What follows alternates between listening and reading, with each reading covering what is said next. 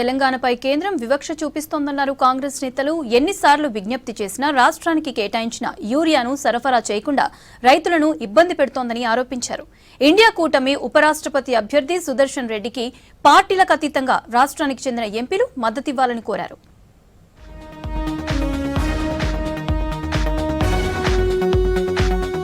కాంగ్రెస్ పాలిత రాష్ట్రాలపై కేంద్రం వివక్ష చూపిస్తుందన్నారు పీసీసీ చీఫ్ మహేష్ కుమార్ గౌడ్.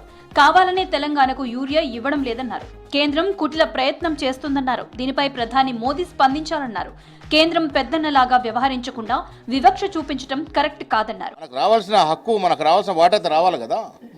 మన ఫెడరల్ ప్లాట్ఫామ్ గవర్నమెంట్ మంది. ఏ రాష్ట్రానికి రావాల్సిన వాటా ఆ రాష్ట్రానికి ఇవ్వాలి. కేంద్ర ప్రభుత్వం ఇవ్వాల్సిన వాటా ఇవ్వకుండా మా ప్రభుత్వాన్ని అబాస్ పాలు చేసే ప్రయత్నం చేస్తూ ఉన్నారు. లోపాయికరగా బీఆర్ఎస్ నాయకులు ఉన్నారు దీంట్లో. ఇది రైతులు అర్థం చేసుకోవాలి.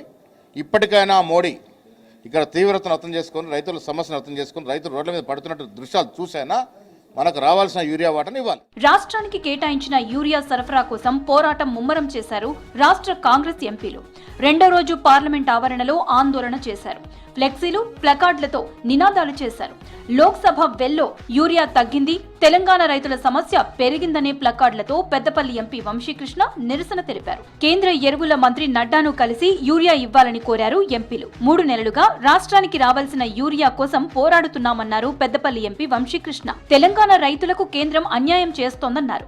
రాష్ట్రానికి కేటాయించిన యూరియాను బీజేపీ పాలిత రాష్ట్రాలకు తరలిస్తున్నారని ఆరోపించారు వంశీకృష్ణ. డైవర్ట్ చేసి బీజేపీ రాష్ట్రాలకు తీసుకుపోవడం ఎంత న్యాయము? తెలంగాణ ప్రజలకు, తెలంగాణ రైతాంగానికి ఎందుకు అన్యాయం చేస్తున్నారు అని, కుట్రలు ఎందుకు చేస్తున్నారని చెప్పి నిన్న పార్లమెంట్లో కూడా వాయిస్ చేయడం జరిగింది. మా హక్కులను ఎందుకు మీరు ఆపుతున్నారని చెప్పి ఈరోజు పార్లమెంట్లో కూడా నేను 0 అవర్లో కూడా క్వశ్చన్ వేయడం జరిగింది. అదేవిధంగా పార్లమెంట్లో కూడా ధర్నా చేస్తాము. తెలంగాణకి మన హక్కుల ప్రకారం ఏదైతే యూరియా రావాలో అది వచ్చేదాకా మేము పోరాటం నడిపిస్తామని చెప్పి మళ్ళీ ఒకసారి అందరికీ. ఇండియా కూటమి ఉపరాష్ట్రపతిగా జస్టిస్ సుధాకర్ రెడ్డిని ప్రకటించడంపై సంతోషం వ్యక్తం చేశారు రాష్ట్ర కాంగ్రెస్ ఎంపీలు. హైదరాబాద్ నుంచి ఢిల్లీ చేరుకున్న ఆయనకు ఎయిర్పోర్ట్లో ఘన స్వాగతం పలికారు. పార్టీలకు అతీతంగా తెలుగు ఎంపీలు సుదర్శన్ రెడ్డికి ఓటేయాలని కోరారు కాంగ్రెస్ ఎంపీలు. తెలుగు రాష్ట్రం నుంచి వచ్చాడు కాబట్టి తెలుగు రాష్ట్రాల్లో ఉన్నటువంటి వాళ్ళందరూ కూడా సుదర్శన్ రెడ్డి గారికి పార్టీలకు అతీతంగా ఓటేయాలని, పివి నరసింహారావు గారు ప్రధానమంత్రిగా పోటీ చేసినప్పుడు ఆనాటి ముఖ్యమంత్రి ఎన్టీ రామారావు గారు ఆయనకు వ్యతిరేకంగా అభ్యర్థిని నిలబెట్టకుండా ఏ రకంగా తెలుగు వ్యక్తికి సపోర్ట్ చేశారు. టీవీ తర్వాత పెద్ద పొజిషన్కి ఇప్పుడు సుదర్శన్ రెడ్డి గారిని నిర్ణయించారు కాబట్టి అందరూ సపోర్ట్ చేయాలని విజ్ఞప్తి చేస్తున్నాం. రాష్ట్రంలో ఎరువుల కొరతకు కేంద్ర ప్రభుత్వమే బాధ్యత వహించాలన్నారు మాజీ మంత్రి జీవన్ రెడ్డి. రామగుండం ఎరువుల కర్మాగారం సామర్థ్యం 8 లక్షల మెట్రిక్ టన్నులైతే కేవలం 5 లక్షల మెట్రిక్ టన్నులు ఉత్పత్తి కావడంతో యూరియా కొరత ఏర్పడిందని చెప్పారు. రామగుండంలో ఉత్పత్తి అయ్యే యూరియాలో 90% రాష్ట్రానికే కేటాయించాలని డిమాండ్ చేశారు. వర్షాలతో జగిత్యాల జిల్లా బోర్నపల్లి బ్రిడ్జ్ దగ్గర పెరిగిన గోదావరి నీటి ఉధృతిని పరిశీలించారు జీవన్ రెడ్డి. నిజంగా నాకు ఈ 2 వంతెనలు ఏదైతుందో జీవితంలో గుర్తుండిపోయేటువంటి ఒక కార్యక్రమం. అటు కమ్మునూరు కలమడుగు, ఇటు బోర్నపల్లి వంతెన 2 కూడా నా జీవితంలో, ప్రజా జీవితంలో ఒక ప్రజాప్రతినిధికి జీవితంలో గుర్తుండిపోయేటువంటి ఒక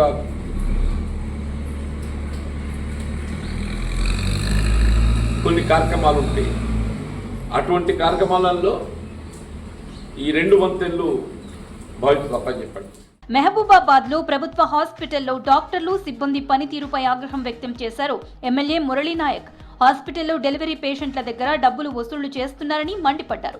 ఇంకోసారి ఇలాంటివి తన దృష్టికి వస్తే సస్పెండ్ చేస్తానని హెచ్చరించారు. మహబూబాబాద్ లో ప్రభుత్వ హాస్పిటల్ ని తనిఖీ చేశారు ఎమ్మెల్యే మురళీనాయక్. దవాఖానాలో అందుతున్న సేవలను రోగులను అడిగి తెలుసుకున్నారు.